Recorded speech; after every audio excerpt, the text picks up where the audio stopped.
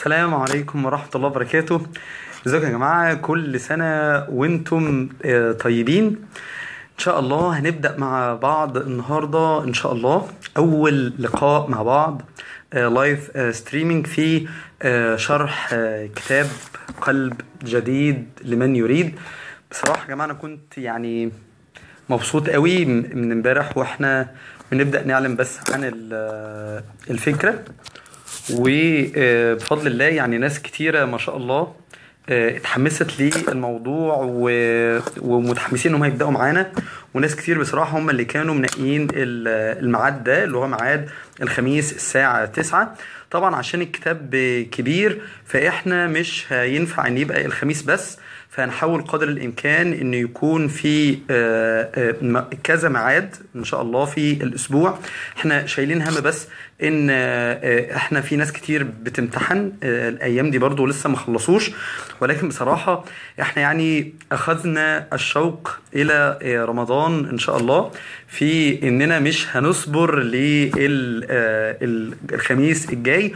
والخميس الجاي ممكن ان احنا نطول شوية. احنا المرة دي ان شاء الله تبقى ربع ساعة بس في معاني معينة عاوزين نتكلم فيها ضروري ان شاء الله، ونبدأ مع بعض ان شاء الله. ربنا يبارك فيك محمد عبد الله الطوانس حبيبي، ربنا يبارك فيك من مكة المكرمة، يعني احلى دعاء. ربنا يا رب يبارك فيك يا حبيبي وجزاك الله عنا كل خير. وفي مزايا كتير يا جماعه طبعا اللايف ستريم عن مجرد الفيديو المسجل او الغرفه او كده، في ان احنا بنتواصل مع بعض. موضوع انك هتلاقي الكونكشن از ويك دي للاسف بتحصل كتير، دي مشكله في موبايلي، معلش لحد ما ربنا يرزقني موبايل تاني. بس هتلاقوا دايما الصوت سليم، هتلاقوا دايما ان شاء الله الصوت سليم وشغال. فمش عاوزينكم بس يحصل لكم اريتيشن في موضوع ان الصوره الى حد ما بتبقى مش متظبطه شويه، ولكن اهم حاجه الصوت. اولا الناس يا جماعه يا ريت كلنا ان شاء الله هتلاقوا فيه تحت كده زرار شير. يا ريت يا جماعه كلنا ان شاء الله نعمل شير ونمنشن اصحابنا ان شاء الله، بحيث ان احنا نبدا مع بعض ونخلي الموضوع عندنا ده ان شاء الله اوتوماتيك. ربنا يبارك فيك احمد جمال ومحمد قناوي، ما شاء الله الرجاله عامله شغل جامد اهو. ربنا يا رب يبارك فيكم ويكرمكم. رجانا يا جماعه دلوقتي كل الناس اللي معاها الكتاب الجميل اهو يا جماعه في ايدنا معاكم اهو، يا ريت كلنا نجيب الكتاب ده وتنزلوه PDF. انا كنت قايل لكم عشان ما نضيعش وقت في الموضوع ده كنت منزله لكم، وهتلاقوه يعني هتلاقوه فيه من البوستات اللي عندي اللينك بتاعه موجود، هتلاقي الصورة بتاعته، وكنت حاطط لينك تحميل مباشر، رابط تحميل مباشر، فتقدروا تدخلوا عليه مباشرة وتحملوه مباشرة. الكتاب يا جماعة زي ما انتم شايفين اهو اسمه قلب جديد لمن يريد، لشيخنا الشيخ محمد حسين يعقوب. الكتاب ده يا جماعة من الكتب الرائعة جدا ومن الكتب الجميلة جدا جدا. بصراحة أنا ما انساش أول مرة هنشوف فيه الكتاب ده، يعني أنا أول حاجة شدتني بصراحة موضوع العنوان. يعني أنا إيه عارف كأنك ماشي في سوق كده معين أو في سوبر ماركت وتلاقي حد بيقول لي لو حد عاوز يا جماعة مثلا مين عاوز موبايل، مين عايز كمبيوتر، مين عايز لاب، مين عايز كذا. فانا بصراحه يعني لفت قلبي لفت يعني شو اللي كنت عايز اقول، لفت انتباهي، لفت قلبي فعلا ولفت انتباهي العنوان قلب جديد لمن يريد. في يا جماعه بعض الناس يعني من شده المشاكل والهموم والتعلقات اللي احنا فيها اصبح قلبه ما هوش محتاج اصلاح، لا احنا فعلا محتاجين قلب جديد.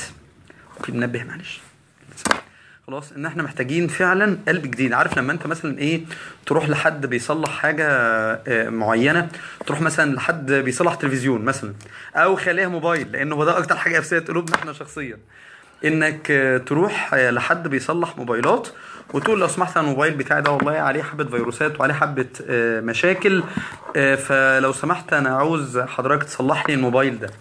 فهو بياخده كده ويشوفه ويقول لك والله يا فندم احنا اسفين جدا الموبايل بتاع حضرتك ده بايظ واحنا مش هنقدر نصلحه لانه هو بصراحة فيه مشاكل كتيرة جدا. فالحل انك تشتري قلب جديد، الحل انك تشتري موبايل جديد. اللاب البايظ يقول لك انت الحل ان انت يكون عندك موبايل موبايل جديد او لاب جديد. فما بالك بقى يا جماعه بقلوبنا؟ في ناس كتير وانا منهم ممكن من شده المشاكل اللي حصلت لقلوبهم ومن شدة الأمراض اللي حصلت لهم في قلوبهم، الأمراض القلبية اللي أشد ألف مرة من الأمراض العضوية. الأمراض العضوية لها علاج، لما القلب نفسه كعضلة بيتعب بنديله علاجات كأطباء، ولكن هناك من أمراض القلوب ما يصعب علاجه. من أصعب أمراض القلوب مثلا يا جماعة مرض التعلق، اللي هو زي ما احنا بنقولها دلوقتي الكراش. ان تلاقي بنت معينه بتتابع شاب معين وهو ما يعرفش، وبتخش كل يوم على البروفايل بتاعه وتشوف البوستس بتاعته، وعامله له فولو برضه على انستجرام وينزل صور ليه وهكذا، وهي متعلقه بيه. القلب اللي بيتعلق بانسان ده يا جماعه، خصوصا لما يكون في الحرام، بيبقى صعب عليه قوي قوي قوي انه يتعلق بالله سبحانه وتعالى. فلو في قلب عاوز يتعلق بالله بجد بجد، فيبقى مهم قوي قوي يا جماعة ان القلب ده ما يكونش معلق ببشر. فده مرض وده مشكلة احنا عاوزين ان احنا نواجهها ونبدأ ان احنا نعالجها.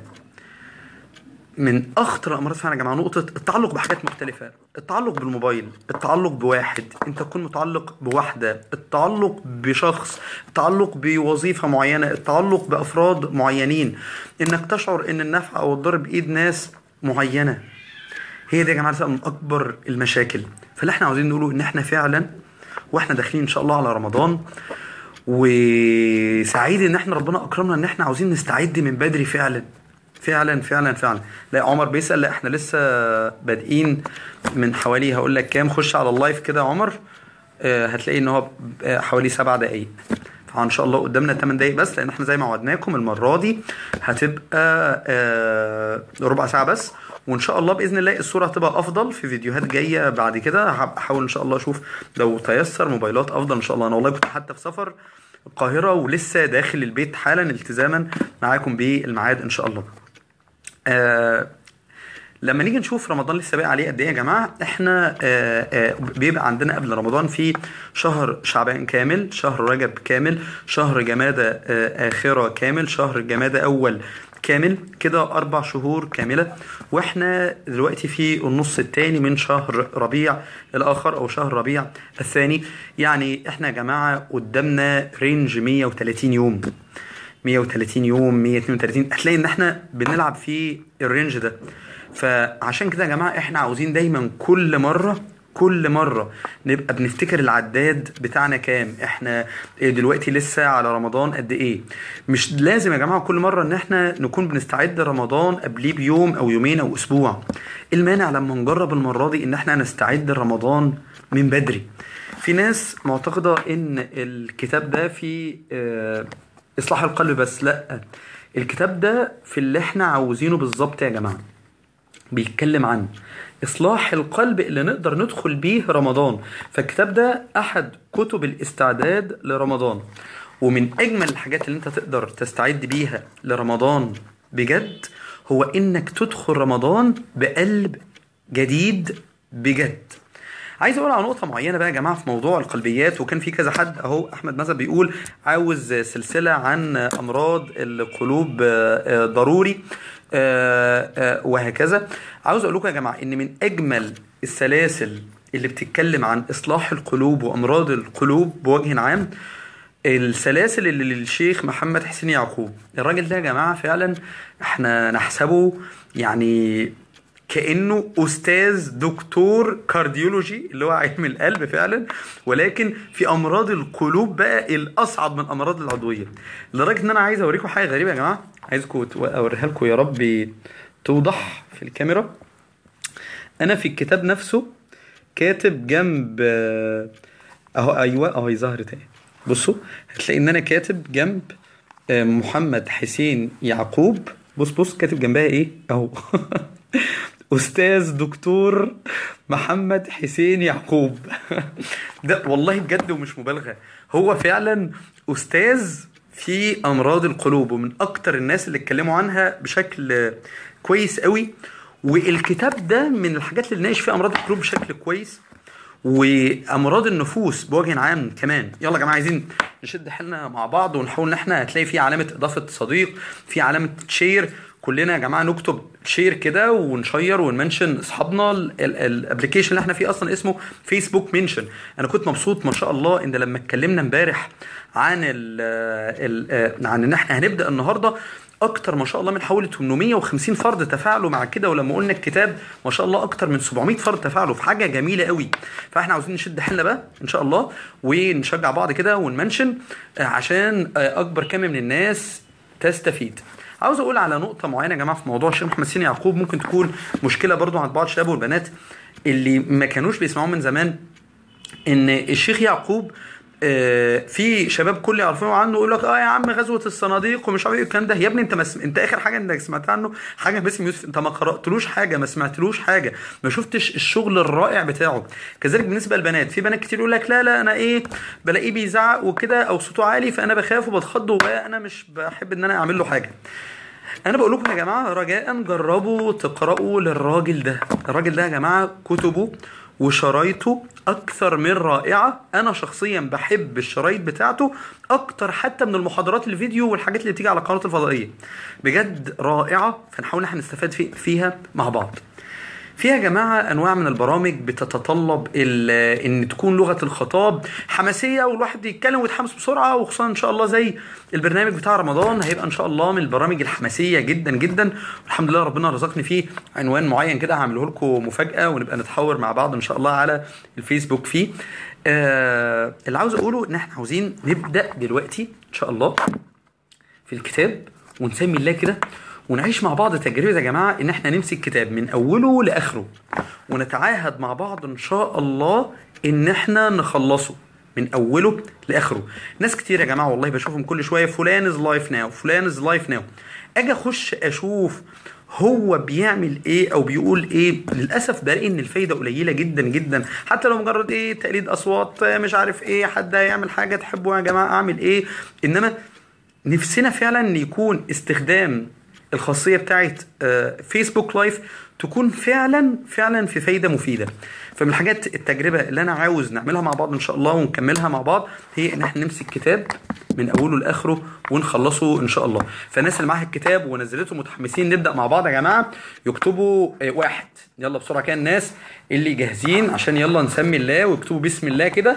نبدا مع بعض ان شاء الله ونعيش مع بعض متعه ان احنا نمسك كتاب، نتعاهد مع بعض ان شاء الله ان ربنا سبحانه وتعالى يعيننا ونكمله مع بعض من اوله لاخره. بنقول لانه كتاب هو عدد صفحه ما هواش كبير. عدد الصفح في الطبعه اللي معايا اسمها طبعه مكتبه التقوى حوالي 160 صفحه. الكتاب ما هواش كبير بس الكلام اللي فيه محتاج شرح كتير قوي. فال 160 دول يا جماعه محتاجين يعني جلسات كتيره جدا جدا جدا. وانا في نفس الوقت متعمد ان احنا ما نطولش على الناس. فانا ان شاء الله هحاول بكره لو في امكانيه ان احنا نجتمع مع بعض برضو ان شاء الله. هقول لكم على الميعاد من قبلها وناخد مع بعض برضو ان شاء الله ربع ساعه تانية فيه ان شاء الله. ولتكن مثلا بعد صلاة العصر او خلينا مثلا نقول الساعة 4 مثلا. نحاول احنا الساعة 4 ناخد ربع ساعة تانية في الكتاب ده وخليكم متابعين بقى ان شاء الله عشان نخلص مع بعض. فيا جماعة ميعادنا جاي امتى؟ الساعة 4 ان شاء الله. عشان التزامنا بالربع ساعة اللي احنا قلناها دلوقتي هنقول بس النهاردة كبداية المحتويات بتاعت الكتاب، وهنبدأ ان شاء الله في اول جزء فيه في المقدمة بكرة ان شاء الله الساعة 4. ماشي يا جماعة؟ طيب نركز مع بعض. بنقول ايه بقى؟ بنقول ان الكتاب يا جماعة فيه مقدمة، وبعد كده عندنا الفصل الاول الثاني الثالث الرابع، خلاص 4 فصول من بعد المقدمة. الفصل الاول بعنوان رمضان كالبحر. تشبيه مهم قوي قوي المؤلف كاتبه بيفهمك ايه العلاقه بين رمضان والبحر. شيقه قوي. عشان كده انا قلت يلا نبدا رحله الحصول على قلب جديد ونبداها مع بعض. الفصل الثاني وقفة صادقة مع النفس، وهي دي من اهم الحاجات اللي احنا عاوزينها قبل رمضان فعلا. الفصل الثالث بقى قلب جديد، ازاي نحصل بقى بجد على قلب جديد وتقسيمات القلب مع بعض. الفصل الرابع قواعد الإبحار في هذه الرحلة لحد ما نوصل إن شاء الله. والفصل الرابع اللي فيه قواعد الإبحار ده فيه 10 قواعد، القواعد العشر للإبحار في الطريق إلى الله. مش هنبقى راكبين عربيات، ولكن نبقى راكبين قلوب تقودنا في الطريق إلى الله. وآخر حاجة الفصل الخامس 100 نصيحة رمضانية، 100 نصيحة رمضانية. يبقى يا جماعة عشان نلتزم بالوقت اللي احنا قلناه ان شاء الله بإذن الله، هيبقى لقائنا الجاي بكرة الجمعة ان شاء الله الساعة 4 بالظبط ان شاء الله، ونبدأ مع بعض رحلة الحصول على قلب جديد لمن يريد. شايروا ده ان شاء الله، ونتقابل بكرة. السلام عليكم ورحمة الله وبركاته.